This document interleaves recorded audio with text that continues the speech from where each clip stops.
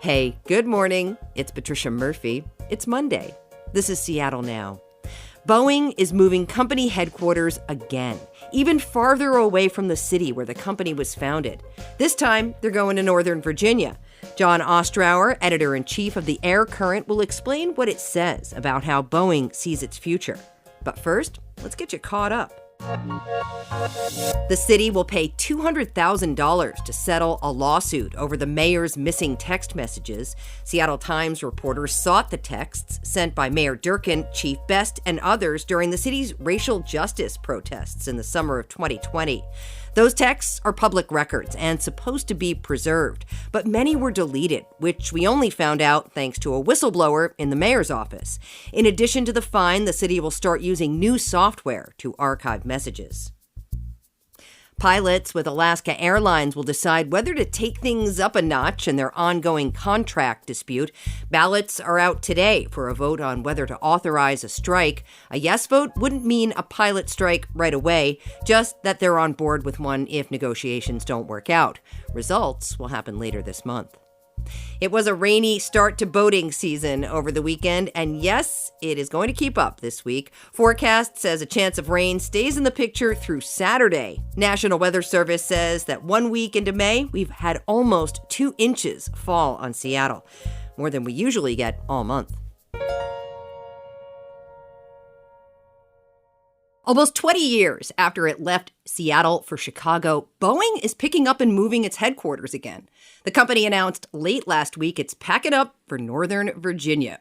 We've got Jon Ostrower here to explain what it means for the company and its nearly 60,000 employees here in Western Washington. He's a former Wall Street Journal aerospace reporter and now editor-in-chief of the Air Current.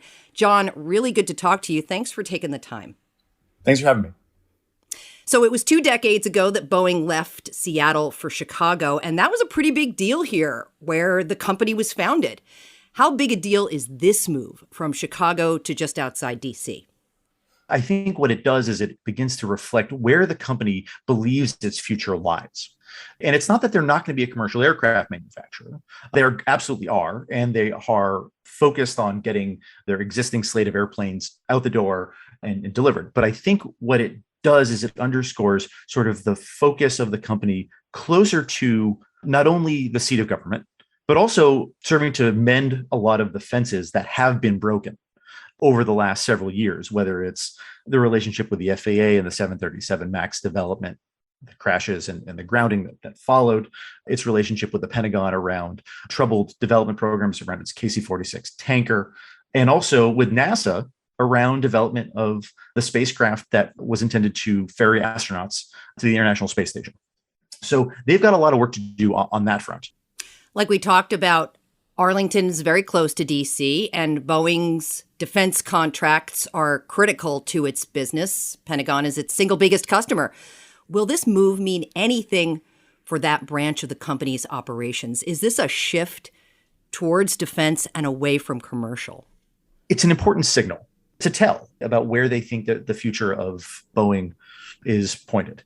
The commercial business right now, while there are challenges with getting the MAX out the door at the pace that they want and accelerating production, the 787 is currently still halted on deliveries because of systemic quality issues that they've had to address. And the 777X, their new flagship, is delayed now until 2025 because of regulatory issues and really kind of pulling in engineers to focus on near-term problems. So what that says is that at least for the next 3 to 5 years, Boeing is going to be addressing those challenges and not investing in big new airplane projects, commercial airplane projects.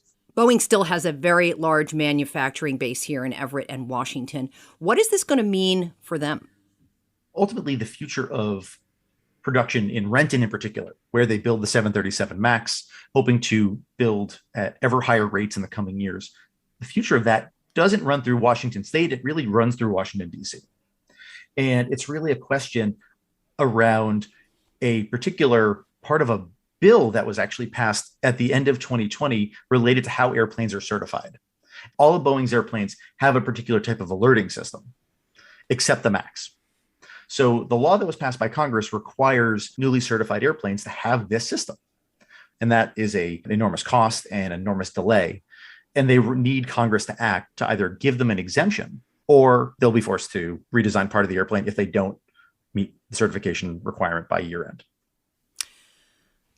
I'm wondering what you're hearing from people within the company. How are they feeling about this news and about the sign of the company's direction, potentially? I think it reinforced a lot of the perception within the company that their focus was elsewhere. That was a common theme from folks yesterday, that ultimately it wasn't particularly surprising that they would move closer to Washington, D.C., closer to the Pentagon, closer to NASA, the FAA. But within that, there's sort of a sense that it is sort of a change of address more than anything, because Boeing's CEO through the pandemic and their other senior executives were at home, not in Chicago, and that a lot of the central operations of the company were being run remotely. So moving from Chicago, which had largely been scaled down because of the pandemic, is more symbolic than it is actually operational. But again, it's the symbolism that I think people were responding to. Yeah. Okay, well, that's inside the company. What about within the aviation industry? What are you hearing from your contacts there about this move? One of the most frequently occurring questions I got yesterday was, how would have people reacted if they moved west instead of east? What would the reaction have been? And broadly speaking, actually almost unanimously, the discussion around that was that it would have been hailed as a reintegration of the company, a return to its roots. Look, the East Marginal Way original Boeing headquarters are more or less unoccupied at the moment. And I think there was a glimmer of hope that maybe they would have considered that. I don't think there was ever a serious consideration within the company to go in that direction. There was disappointment from the outside, from the inside about, going east. Chairman of the House Transportation Committee, Representative Peter DeFazio, told NPR that Boeing should focus on making safe airplanes and not lobbying federal regulators in Congress. Can't they do both? Yeah, absolutely. And they should be able to do both. And frankly, that we've even gotten to a point where a member of Congress as influential as Chairman DeFazio says something like that is indicative of both the reality of how challenged Boeing's operations and Boeing's technical prowess in completing aircraft projects has been, but also the perception that they have to work within official Washington to get the things they need to be able to produce the airplanes that they want to deliver. Before I let you go, Jon, we've been talking a lot about some of the high-profile issues that Boeing has had with its commercial planes over the past few years.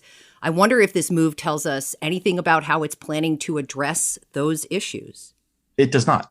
I mean, there is the actions that need to be taken to restore systematic, consistent quality of manufacturing on the 787. They have to work with the regulators, both globally and domestically, on the 777X and its design, while obviously managing the 737 production ramp up and its importance to the commercial business and the overall health of Boeing.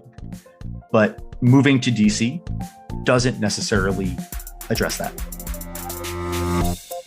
Jon Ostrower, editor-in-chief of the Air Current, really appreciate you making the time. Thank you for your reporting.